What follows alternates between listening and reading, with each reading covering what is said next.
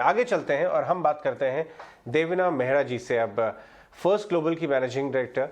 और देवीना जी, बहुत बहुत धन्यवाद। लास्ट जो आपके साथ एक स्पेशल शो किया था तो आपने एक डेटा पॉइंट शेयर किया था कि लास्ट 40 साल की हिस्ट्री बताती है कि जब जब कोई कंसर्न्स आए हैं वॉर रिलेटेड, तो वो 3 महीने, 6 महीने, 1 साल उस इवेंट से हमें पॉजिटिव रिटर्न्स देखने को मिले हैं। आज हमारे व्यूअर्स जो सुन रहे होंगे, आपको वापस उनको याद आ रही होगी ये बात, क्योंकि पॉजिटिव रिटर्न्स तो ऑलरेडी हो गए। इंडिया और बहुत सारे दूसरे मार्केट्स इंक्लूड करते हुए प्री वॉर लेवल्स पे आ गए हैं, जो आपका लेटेस्ट नोट भी है कि ग्लोबल इक्विटीज में ग्रीनर पैस्चर्स नजर आ रहे हैं। धन्यवाद। हाँ, आपकी बात ठीक थी कि मैंने यही आपको, बिकॉज हम लोगों ने ये सब डेटा पॉइंट्स निकाले थे कि पिछले 40 सालों में जो भी डिसरप्शन हुई है, चाहे वो युद्ध से रिलेटेड हो या फिर कोई टेररिस्ट अटैक जैसे 9/11 था, तो इन सब के बाद जब आप मतलब उसका असर उस समय तो आता है, पर साल 6 महीने बाद वो असर नजर नहीं आता। वो नजर खाली आता है उन्हीं बाजारों पे जो डायरेक्टली इम्पैक्ट हुए हैं। तो अब इस बार थोड़ा इम्पैक्ट दूसरी तरह से आएगा जरूर, क्योंकि ये मतलब डायरेक्ट ये युद्ध का नहीं, लेकिन ये युद्ध के कारण जो कमोडिटी इसके भाव हैं, क्योंकि रशिया और यूक्रेन दोनों ही कमोडिटी मार्केट्स में बड़े प्लेयर्स हैं। आपको बहुत सारी चीजें, मतलब कच्चा तेल तो खैर है ही, और गैस, नेचुरल गैस, बट उसके अलावा भी बहुत सारे जो मेटल्स या धातु हैं, जैसे एल्यूमिनियम, निकल, इवन जो फर्टिलाइजर के लिए पोटैश यूज होता है, और उसके अलावा बहुत सारे जो कृषि उत्पाद हैं, मतलब गेहूं से लेके आप जो एडिबल ऑयल, जो खाने वाले तेल होते हैं, वो सब चीज में, तो वो इम्पैक्ट इस बार उस कारण से ज्यादा आएगा। जैसा इवन जो पुराना भी जो डेटा है उसमें 1 साल बाद इक्विटी मार्केट में उतना फर्क नहीं पड़ता है, लेकिन वो तेल यानी क्रूड और गोल्ड, इस पर कुछ असर तो तब भी नजर आता था। और इस बार वो जो कमोडिटी बास्केट है वो काफी बड़ी हो गई है, तो उसमें आपका जो भी उसका जो इम्पैक्ट आएगा वो कुछ लंबा खींचेगा, और उसका बहुत तरह का इम्पैक्ट हो सकता है कंपनीज पे, दूसरे देशों की अर्थव्यवस्था पे। तो वो आपको अब थोड़ा सा अंदर घुस के समझना पड़ेगा। ऐसा नहीं है कि सारी दुनिया एक ही तरफ रहेगी। और जो आपने मेरे नोट की आर्टिकल की बात की, उसमें भी यही बात है कि जबकि ज्यादातर बाजार जो इक्विटी मार्केट्स देखे तो इस दौरान नीचे गिरे हैं, इस दौरान मीनिंग जनवरी से लेके अब तक भी, युद्ध से पहले से लेकर, लेकिन कुछ बाजार जो दुनिया में अच्छा कर रहे हैं, उनमें जो एक कॉमन थीम है, जो एक समानता है, वो ये कि ज्यादातर वो ऐसी जगह है जहां नेचुरल रिसोर्सेज यानी कि प्राकृतिक संसाधन ज्यादा हैं। तो जहां पर कुछ आपके पास ऐसे खनिज हैं या इस तरह की चीजें हैं, जैसे आप देखें तो साउथ अमेरिका के बाजार खास करके अच्छा किए हैं, ब्राजील है, चिली है, पेरू है, बिकॉज उन सब के अगर आप एक्सपोर्ट देखें तो उसमें ये सब चीजें हैं, मतलब या तो एनर्जी रिलेटेड या फिर ये कॉपर, गोल्ड, इस तरह की चीजें हैं। इवन जो अगर आप डेवलप्ड मार्केट्स देखें तो उसमें भी जो बाजारों ने अच्छा किया है वो है कनाडा, नॉर्वे, ऑस्ट्रेलिया। उसमें भी वही पैटर्न है कि जहां आपके पास नेचुरल रिसोर्सेज हैं, आप कमोडिटी में बड़े प्लेयर हैं, उन सबको फायदा हुआ है। जो मैन्युफैक्चर्ड प्रोडक्ट्स वाले देश हैं उनके बाजारों ने अच्छा नहीं किया है।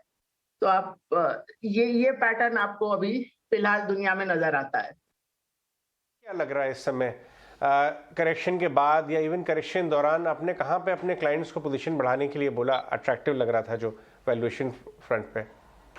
अगर आप ओवरऑल थीम की बात करें तो दो चीज है कि एक तो हमारा जो बेस केस है इस वर्ष का वो ये है कि आपका करेंसी यानी कि रुपये में डेप्रिसिएशन होगा। सो ये बात मैं अभी युद्ध के बाद से नहीं, मैं देख रही थी मेरा दिवाली टाइम का इंटरव्यू है, उसमें भी मैंने यही बात की थी कि 2022 में सबसे बड़ा खतरा आप मैक्रो देखें भारतीय निवेशकों के लिए तो वो ये है कि रुपी डेप्रिसिएशन के चांसेस हाई हैं, क्योंकि एक तो रुपया बहुत समय तक एक बैंड में रहा और वहां से डेप्रिशिएट होने के चांसेस रहते हैं। दूसरा, आरबीआई अभी तक भी इस तरह से सोच रहा है या कह रहा है कि कोई बहुत बड़ा खतरा नहीं है, ना इन्फ्लेशन का ना ग्रोथ पे रिस्क है, और इस कारण से हम ब्याज दरें नहीं बढ़ाएंगे। तो जब दुनिया में सभी कहीं ब्याज दरें बढ़ रही हैं, यहाँ पर इन्फ्लेशन हाई है, अभी आप होलसेल प्राइस इंडेक्स देखें तो वो 13-14% की रेंज में है।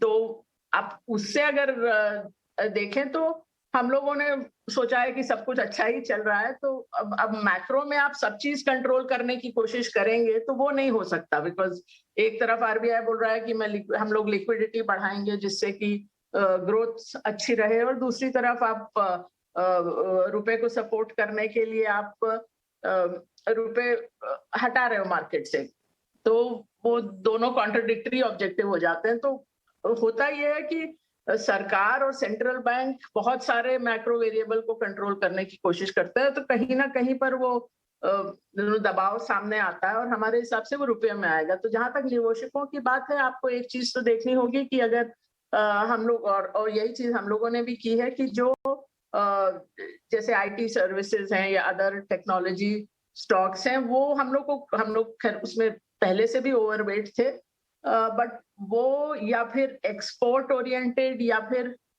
जो इंपोर्ट सब्स्टिट्यूट होते हैं कि या तो आप निर्यात करते हैं या आपका ऐसे ही आपका जो उत्पाद है उसका भाव अंतर्राष्ट्रीय बाजार पे निर्धारित होता है, जैसा कि बहुत सारी मेटल्स या धातुओं में होता है।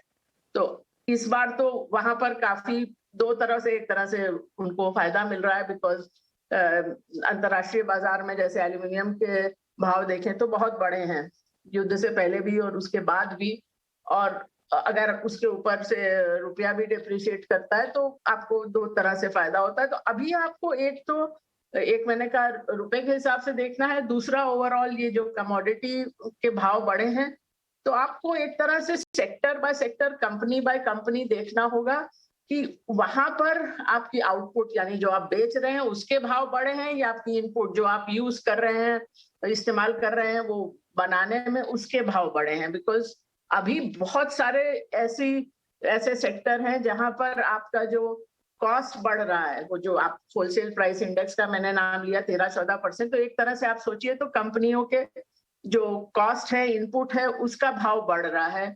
तो जैसे आपने एफएमसीजी की तीसरी तिमाही के नतीजों में भी देखा था कि मार्जिन प्रेशर नजर आता है, क्योंकि आपका वो कॉस्ट बढ़ गया, आप उतना ज्यादा प्राइस बढ़ा नहीं पाए अपने जो भी आप बेच रहे हैं, चाहे वो खाने की वस्तुएं हो या शैम्पू हो या जो भी हो, उसके बाद से कुछ आपने भाव बढ़ाए हैं तो वो डिमांड कम हो रही है। तो ये एक, और अभी ये तो एक डायरेक्टली जो आप जो आप बेच रहे हैं उसका भाव बढ़ा रहे हैं, लेकिन उसके अलावा दूसरा एक मेन प्रॉब्लम है कि पूरी दुनिया में और भारत में भी जो खाद्य पदार्थ हैं, जो फूड आइटम्स हैं, उनका भाव काफी बढ़ गया है।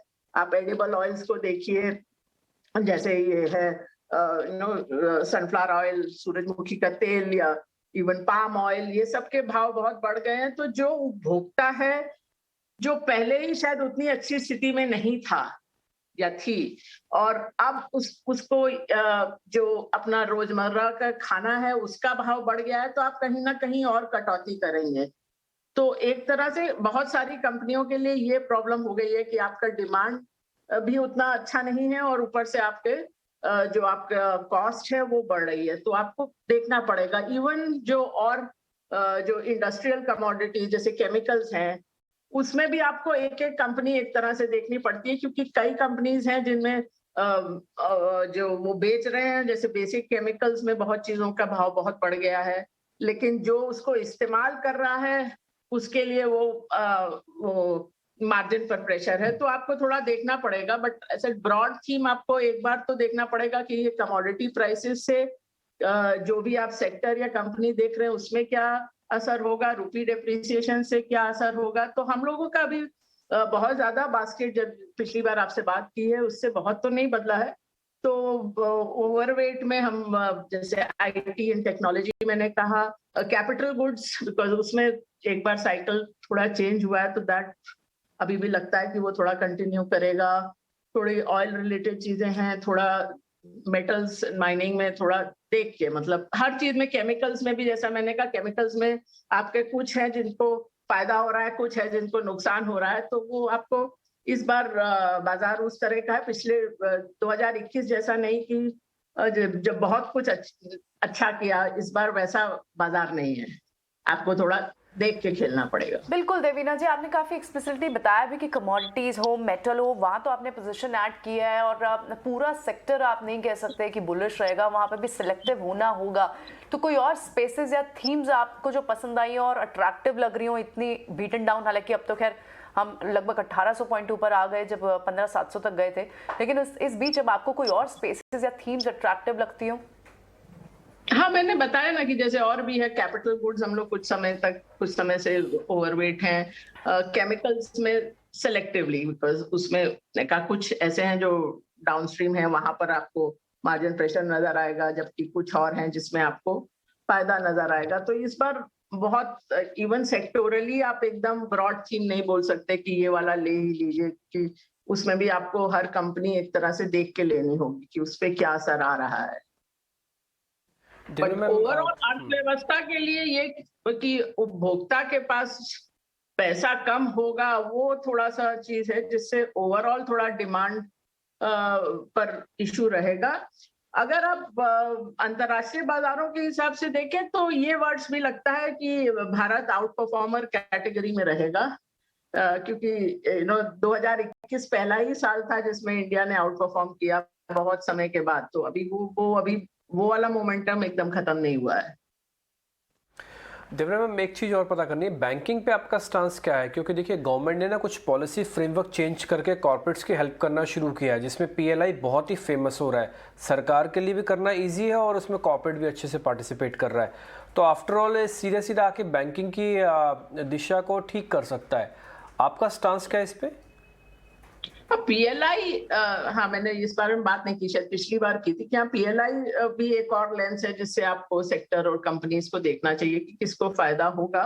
बट जहां तक बैंकिंग का सवाल है, मैं जनरली तो बैंकिंग पे बुलिश नहीं रहती हूँ। मतलब अगर आप लंबे समय का देखें तो हार्डली कभी ऐसा समय होगा जब बैंकिंग पर बुलिश होंगे। पर ये है कि अब 2 साल तो बहुत अंडर परफॉर्म किया है बैंकिंग और फाइनेंस ने। मतलब आप 2020 में देखें तो शायद एक अकेला वही मेजर सेक्टर था जो नेगेटिव में था, जबकि 2020 में मार्केट इतना ऊपर गया। 2021 में ऊपर तो गया बट मार्केट से शायद आधा ही, मतलब आप इंडेक्सेस देखें तो 21 से 28% आप थे मेरे ख्याल, banking was up 11% if I am not mistaken. तो उस लिहाज से आप वो मतलब बहुत अंडर परफॉर्मर से मार्केट परफॉर्म टाइप का लगता है। बट बैंकिंग में हमेशा थोड़ा मैं वेरी रहती हूँ। एक तो ये ऐसी चीज है जिसमें मतलब नेगेटिव सरप्राइजेस क्रेडिट साइड पर आती रहती हैं, तो देख समझ कर लेना है। पर और अभी भी पहले मतलब आप समझिए तो 2021 तक तो हमारा वेटेज बैंकिंग में नहीं के बराबर था। अब वहां से काफी ऊपर आया है, पर अभी भी हम लोग थोड़ा तो अंडर वेट ही होंगे। अभी हम लोग कोई इंडेक्स वेट पर तो नहीं होंगे, बट उसमें थोड़ा चूज करके 2-4 चीजें ली हैं। बट बैंकिंग हमेशा ध्यान से खेलने वाला सेक्टर लगता है, क्योंकि उसमें आपका रिस्क बहुत रहता है। लेवरेज सेक्टर है, तो मतलब आपका थोड़ी भी चीजें गलत दिशा में जाती हैं, एनपीए होता है, तो वो सीधा बड़ा हिट लगता है। तो अब वो है कि अब आपका वो एक तरह से साइकिल काफी हद तक निकल गया है एनपीए का। तो और दूसरी बात ये भी है कि जब इंटरेस्ट रेट ऊपर जाते हैं, जो कभी ना कभी तो ऊपर जाएंगे ही, तो शुरू में बैंक्स को फायदा होता है। अंतरराष्ट्रीय बैंकों में ये चीज बिल्कुल सीधी सीधी नजर आती है कि क्योंकि होता ही है कि आपके जो लोन है वो फौरन उसमें ब्याज दर बढ़ जाती है, जबकि जो आपका दूसरा साइड है डिपॉजिट में, वो धीरे धीरे करके आप जब वो डिपॉजिट रिन्यू होगा तब आप वो रेट बढ़ाएंगे, तो कुछ समय के लिए मार्जिन एक्सपेंशन होता है। लेकिन इंडिया में वो चीज में थोड़ा सा अगेन थोड़ा कॉम्प्लिकेटेड हो जाता है, क्योंकि जो भारतीय बैंक है उनका बॉन्ड बुक काफी रहती है, तो वो बिकॉज रिजर्व एंड ज्यादा, वो लोग रिजर्व से भी ज्यादा उसमें रखते हैं, तो वहां पर आपको हिट लगता है, तो वो थोड़ा सा बैलेंस होता है। बट फिर भी जनरली जब इंटरेस्ट रेट ऊपर जाते हैं तो शुरू में तो बैंक्स को फायदा होता है। ठीक है, देवना जी बहुत बहुत शुक्रिया, थैंक यू वेरी मच। अच्छा लगा आपसे फिर से बातचीत करके और आपने बिल्कुल क्लियर अपना व्यू रखा है।